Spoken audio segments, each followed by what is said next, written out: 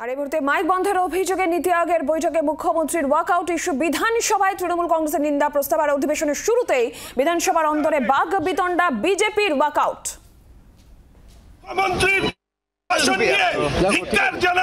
এই ধরনের আলোচনাকে এই আলোচনা করবার জন্য ধন্যবাদ।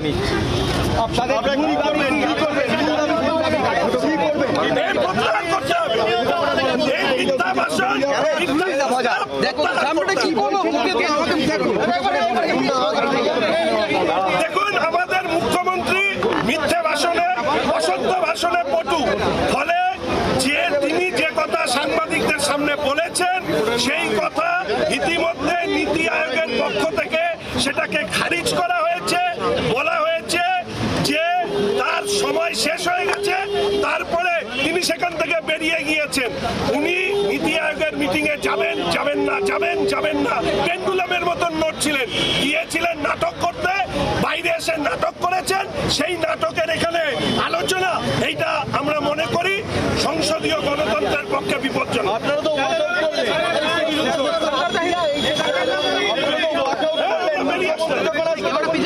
সে তখন সিদ্ধান্ত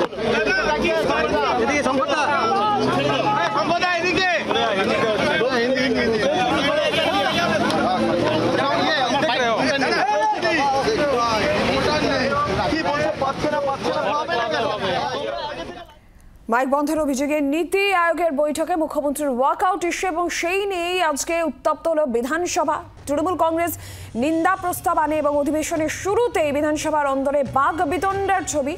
আর অন্যদিকে বিজেপির ওয়াকআউট এবং তারা আবারও বিজেপি বিধায়কেরা তারা পরিষ্কার বলছেন যে মুখ্যমন্ত্রী সত্য কথা বলছেন না এবং নীতি আয়োগ যে অভিযোগ মুখ্যমন্ত্রী করছেন তাকে বলতে দেওয়া হয়নি, সেই অভিযোগ খারিজ করে দেওয়া হয়েছে। এবং এই নিয়ে বিজেপির ওয়াকআউট, বিজেপি বিধায়কদের ওয়াকআউট, মাইক বন্ধের অভিযোগে নীতি আয়োগের বৈঠকে মুখ্যমন্ত্রীর ওয়াকআউট ইস্যু, সেই নিয়ে উত্তপ্ত হলো বিধানসভা। তৃণমূল কংগ্রেস নিন্দা প্রস্তাবও আনে। আরো বিস্তারিত বিষয়ে জানাবেন শ্রেয়সী গঙ্গোপাধ্যায়, রয়েছেন টেলিফোন লাইনে আমাদের প্রতিনিধি।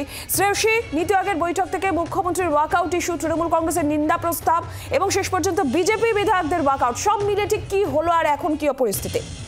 দেখো, এই মুহূর্তে বিধানসভার মধ্যে এই মুহূর্তে আলোচনা চলছে এবং এক্ষেত্রে চন্দ্রিমা ভট্টাচার্য তিনি এই মুহূর্তে বক্তব্য রাখছেন। এক্ষেত্রে যে নিন্দা প্রস্তাব মানুষ নিয়ে এনেছেন তার পরিপ্রেক্ষিতে আলোচনা হচ্ছে এই মুহূর্তে। তোমাদেরকে জানিয়ে রাখি যে আজকে সভার শুরুতেই কিন্তু কার্যত মানুষরা নিন্দা প্রস্তাবকে পেশ করেন এবং তখন স্পিকার বলেন যে যেহেতু নিন্দা প্রস্তাব, যেহেতু এই প্রস্তাব আনা হচ্ছে সেই প্রস্তাব গ্রহণ করা হলো এবং এই মুহূর্তে এটা নিয়ে আলোচনা হবে। এই নিয়ে আলোচনা করার সময় কিন্তু কার্যত প্রথমেই যে সেক্ষেত্রে মানুষরা বলেন যে আমি আমার প্রস্তাব এনেছি বা কেউ যদি চান তিনি আলোচনা করতে পারেন। এবং তখনই দেখা যায় কিন্তু সেক্ষেত্রে শঙ্কর ঘোষ যিনি প্রথম বক্তা হিসেবে উঠে দাঁড়ান এবং সেখানে তিনি বলেন যে যখন তারা ফিরাদ হাকিমের বক্তব্য নিয়ে এখানে আলোচনা করতে চেয়েছিলেন তখন তাদেরকে করতে দেওয়া হয়নি, তাহলে এই বিষয়টা নিয়ে কেন এখানে আলোচনা করতে দেওয়া হচ্ছে, এটা সদনের সঙ্গে যুক্ত কোনো বিষয়ই নয়। এবং তার পরবর্তীকালে কিন্তু সেক্ষেত্রে তৃণমূলের পক্ষ থেকে তার প্রতিবাদ করা হয়। এরপরে কিন্তু কার্যত দেখা যায় যে বিজেপি বিধায়ক দীপক বর্মন তিনি বলেন যে এটা আগে থেকে পূর্ব পরিকল্পিত ছিল যে সিএম তিনি ওয়াকআউট করে বেরিয়ে আসবেন এবং পরবর্তীকালে শিক্ষা খাতে বিজেপির পক্ষ থেকে তিনি এই প্রস্তাবের বিরোধিতা করেন। এতে তৃণমূলের পক্ষ থেকে তারা বারে বারে যেটা বলেন, একের পর এক বক্তব্য যেখানে লাভলি মৈত্রী সহ অন্যান্য বক্তারা তারা বলতে ওঠেন, সেই সময় তারা বলা শুরু করেন যে এক্ষেত্রে রাজ্যের বঞ্চনাকে কোনোভাবেই সেই রাজ্য মানুষকে যে বঞ্চনা করছে বিজেপি সরকার, সেই বিষয়টা বিজেপি কখনোই সামনে আনতে চায় না এবং সেই জন্যই একমাত্র মহিলা মুখ্যমন্ত্রীকে এইভাবে অপমান করা হলো। এই যখন আলোচনা চলছে ঠিক সেই সময় কিন্তু কার্যত দেখা যায় যে হঠাৎ বিজেপি বিধায়করা তারা বিপুল স্লোগান দিতে শুরু করেন এবং শেষ পর্যন্ত তারা ওয়াকআউট করে বেরিয়ে আসেন। বেরিয়ে এসে বিধানসভার গেটের বাইরে সেখানে তারা বিক্ষোভ দেখান এবং সেখানে তারা স্লোগানিং করেন। তাদের মূল বক্তব্য ছিল যে ফিরাদ হাকিমের বক্তব্য নিয়ে এর আগে যখন তারা প্রস্তাব দিয়েছিলেন তখন সেটা সদনের সঙ্গে যুক্ত কোনো বিষয় নয় বলেই সেটাকে গ্রহণ করা হয়নি, তাহলে আজকে কেন এটা গ্রহণ করা হলো এবং এটা সদনের সঙ্গে যুক্ত কোনো বিষয় নয়।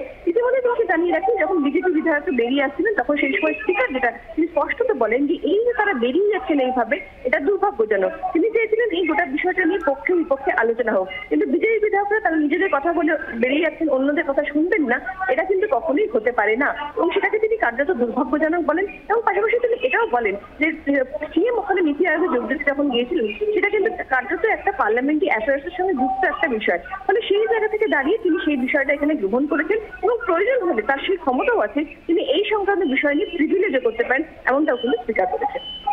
নজর রাখুন শ্রেয়সী, আপাতত ধন্যবাদ। মুখ্যমন্ত্রী হায় হায় হায় হায়